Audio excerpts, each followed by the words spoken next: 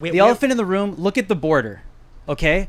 Why is it, if the federal government is so concerned with COVID spreading in the United States of America, why is it that Americans have to go on lockdown? Why is it that Americans have to receive these mandatory jab mandates? But there are millions of people since Biden has taken office that have flooded over the United States southern border. Not a single vaccine mandate has been issued to these people that are not even Americans. You want to know what's pissing Americans off right now, whether left or right, is that there are people that are coming from different countries freely over the southern border without any jab mandates, but Americans are losing their lives. First responders, medical examiners, people that are professionals, people that have dedicated their lives, that are experts, that are now being put out on the streets. They're Americans, and that is what's bothering people governor, right now. The document just came out. I gotta say this. I don't want to. The document just came out. The Minnesota governor said inflate COVID numbers to keep the shutdown going. This is what really annoys me about all this.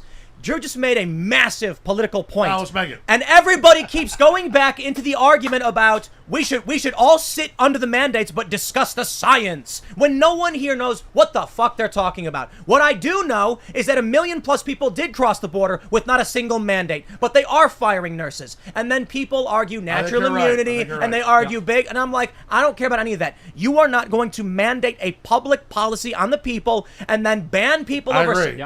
Drew, go ahead. The governor. No, this is the point. For sure, it's a power move. Yeah. But why is it 100% power move? The governor said, "I want a lockdown for power." He admits it's all a fraud. This it's is smoking gun. No, listen. This is why I am so hell bent on talk to your doctor. We're not going to discuss. Yeah, why is the Minnesota governor No, to stop doing COVID? that, dude. You are driving us back into an argument that takes us away from the fact that they are mandating a medical procedure. I don't care if it's an x-ray. I don't care if it's a physical. I don't care if they want to feel my toes. We shouldn't be sitting here going like, well, this scientist said this, and they were talking about numbers. No, 1 million people crossed the southern border with no mandate. Firefighters, police, nurses fired from their jobs, and all anyone keeps doing is keep saying, let's have a conversation about efficacy. No, I agree. Efficacy is irrelevant. You talk to your doctor, you figure out what makes sense for you, and I'll tell you this: I don't think your mandates are meaningless. Yeah, it's two different arguments. I agree with your argument. Nobody disagrees. I'm saying the governor of Minnesota don't know. Most people don't exactly. know about the people. Joe's right. No, most people don't know. Let's talk more about that. Joe's right. The Minnesota governor admits the lockdown was for political control. He got caught in emails. Sorry. Yeah. Well, how many people know that people are literally not just being allowed across the border, but actually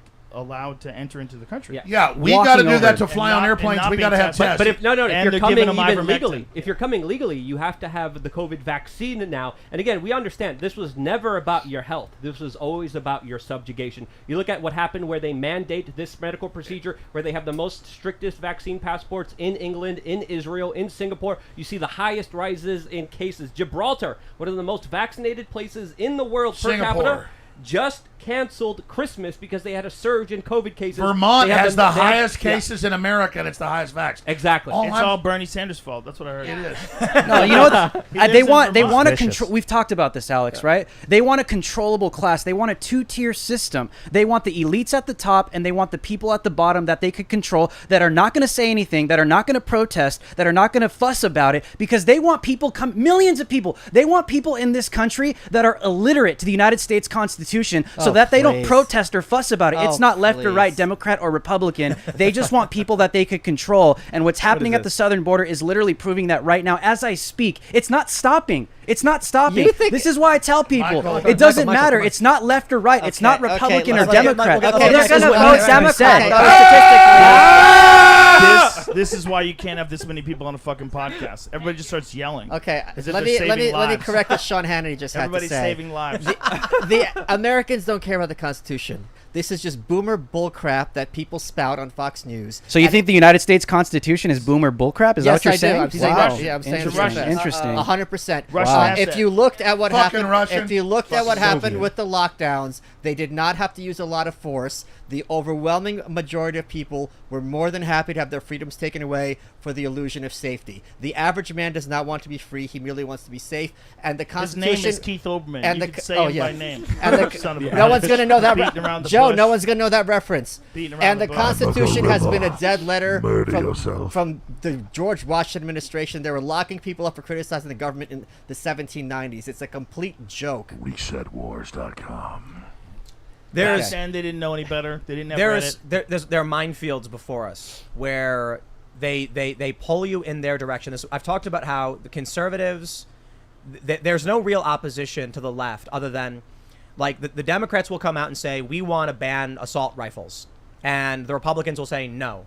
But where is the Republican leadership? This is actually something you told me. Where is the Republican leadership to come out and say, we want to abolish gun laws? Everything is always the establishment left is pulling us in this direction, and the right is just saying, slow down. What's the quote? Say the quote. What quote? Conservatism is progressivism driving the speed limit. Oh, there you go. Yes. So this is why, we had a conversation a while ago about science and Pfizer and all these pills and stuff. And I was like, yo, are we actually just arguing the degree to which we are going to live under the mandate? I agree, but what about the exodus of the people from mainstream media? Joe, everything's collapsing. Your show is the epicenter of everybody leaving the establishment and going to independent. How does dinosaur media finally die? Because if Joe Rogan's the meteorite that hit the planet and kills the dinosaurs, it doesn't have to die. AM radio is still around too. Well, let's keep it alive. Let's keep it alive barely. Alex, that's do you know what how you want. You don't want your enemy right. to die. You want you to keep your foot on its chest. So it's like a little zombie. You know how it's gonna. You know how it's gonna lose it. It's gonna lose its efficacy when CNN and Fox and MSNBC are looked at exactly like you look at Marlboro or Lucky Strikes. When the average American regards a corporate journalist exactly as they regard tobacco executive. You know they're selling your product. You know that product's deadly. Let them sell it. Yeah, but people want to buy it, but that's all it is. Lucky Strikes gives you a nice head rush. Well, so does watching these shows because you hate the liberals, you hate the conservatives. You get to go to filter, Lucky Strikes, take flavor. a big hit. You get to go to Flavor Country for a little bit. Now, how much support? No, it's like filterless camel. We should ask ourselves, how much support does the corporate media have, and how much of it is an illusion? They don't anymore. Yes. Did you see in the ratings? They pretend. The average CNN show has 100,000 viewers. If they're Isn't lucky, that crazy? right? Yeah, but we know how many that. of them are actually like into it, right? How many of them just flip into the channels? If Joe Rogan farts, it gets 5 million views. But if you're flipping through the channels, are you really into it? Is it something you're looking forward to? I mean, how many people are actually looking forward to? No, you're like, look at Brian Stelter. He's a sack of filth. He's a fake fraud. What the fuck are you saying? Like, they seek the personalities. All right, I love him. I actually have a sexual desire for Brian Stelter. I'm still on this. I think the corporate media is now Alphabet, Google, Facebook, Meta. Right. And how do we face this in the next 20 years? If they're smart, what they would do is go back to straight news, straight, objective. Just have all the ads. A plane crash. Have all the ads you want, but have objective, completely unbiased news. If they did that, I think it would turn it around. If we knew that everyone that was reading all the news, if we get to a point through all these independent social media applications and the distribution of information, when we know what they're saying is verified, we know it's true. So they have to tell the truth. If they just told the truth and give you a synopsis of what's happening in the world, they would actually make more money. And they would have less polarization. Deep fakes concern me. Right, but that's not possible, That's a real Joe. problem. That's a real problem. It's not possible because at the very least they're going to have a bias in terms of what they cover, what they don't. Maybe. Or maybe they just get together with a panel that decides like what is the most important in terms of national security, the economy, all the different things about climate. What are the issues that are really, that we know are real, that we can cover in an unbiased way? If someone came along and did that, I guarantee you would get enough of people from both sides. Once it's been clearly established that it's actually unbiased news, I think they would be massively commercially successful. But look at the irony. And they do it by showing both sides. Like, here was this person, that person. Let's take a look at breaking points with Crystal and Cigar. Sagar. Perfect example. But no, they're getting smeared as alt-right and far-right now. By who? Bunch of pussies. Who wants to listen? Yeah, Tim, why are you worried about Stop. But their audience keeps growing. That's true. But if there's an issue with this idea of the left populists and the right populists can come challenge the elites. Crystal and Cigar were Sagar, you son of a bitch. He's my friend, sorry. you piece of shit. Say his name one more time. Sagar!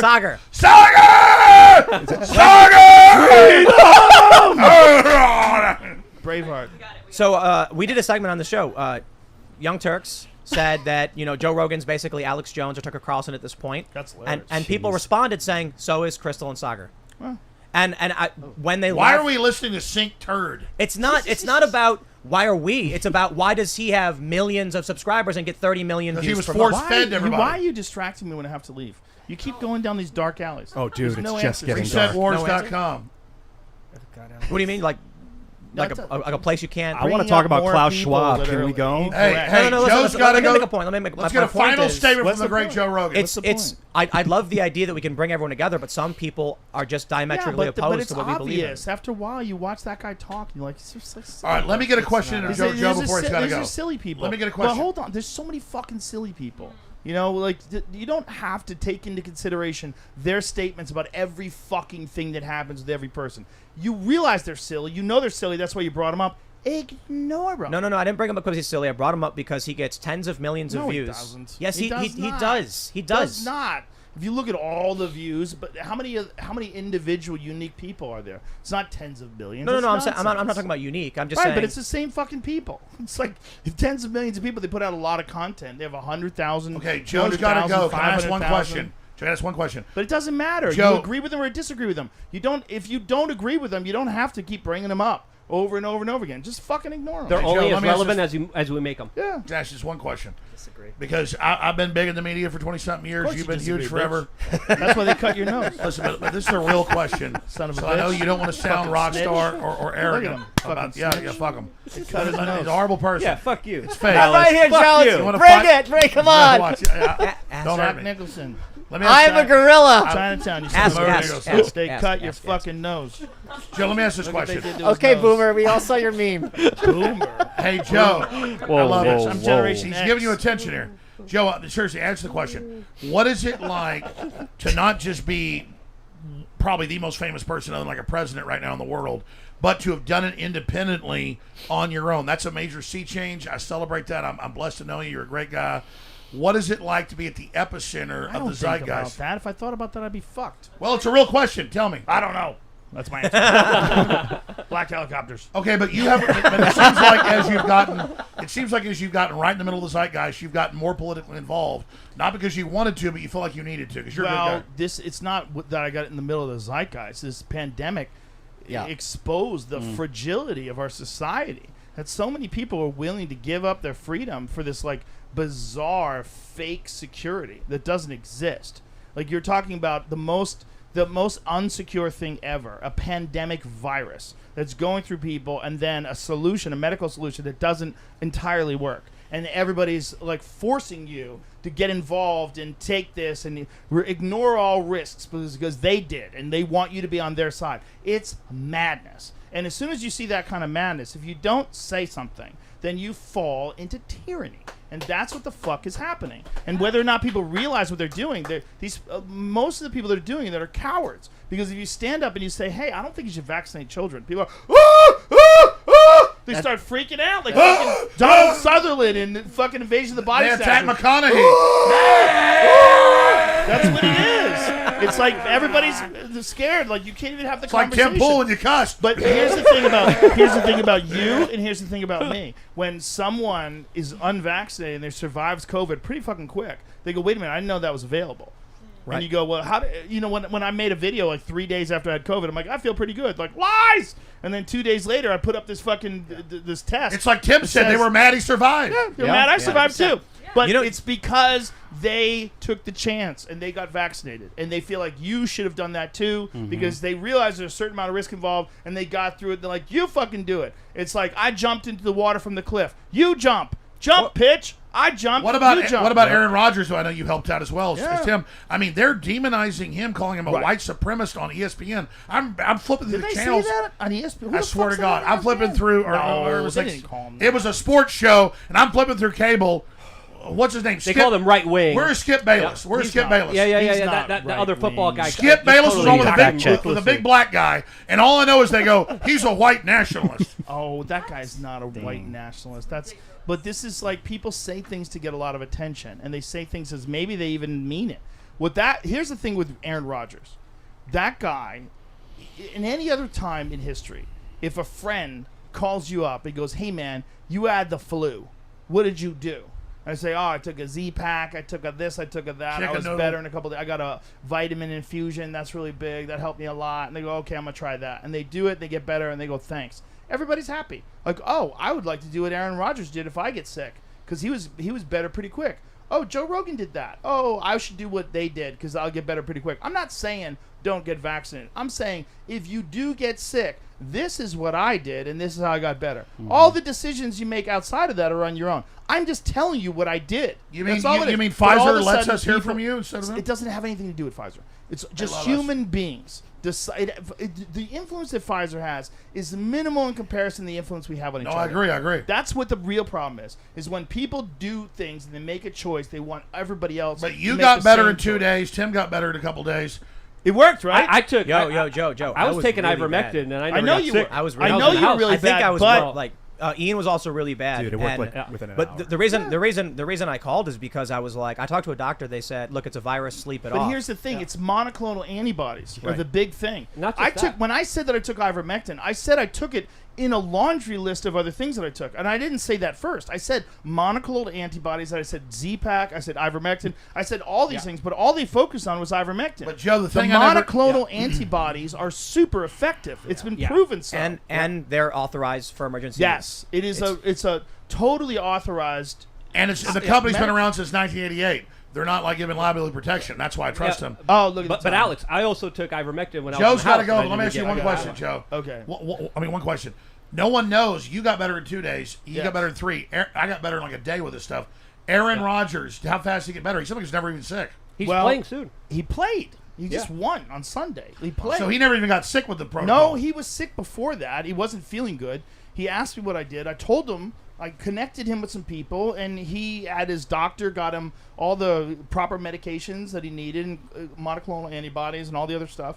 And he got better fairly quickly afterwards. But also, he's a fucking super athlete. All right, we're not talking about like your 85-year-old grandmother. Yeah. We're talking about a legit NFL quarterback, fucking super athlete. So comparing him to the average normal Joe walking on the street is crazy. He's literally the elite of the elite in terms of professional Joe athletes. Rogan, I love you. And your I love you too, bitch. Joe's got a show, so he's bouncing out. Love you, buddy. Good job. Thanks for checking out this clip from the Timcast IRL podcast. If you want to see the full show, come back to this channel, youtube.com/TimcastIRL, Monday through Friday at 8 p.m., where you can leave comments and super chat, and we actually will read your comments on the show. Don't forget to like, share, subscribe, and if you want exclusive members-only content, segments you can't get anywhere else, go to timcast.com, become a member, and we even have full bonus episodes. Thanks for hanging out, and we'll see you all next time.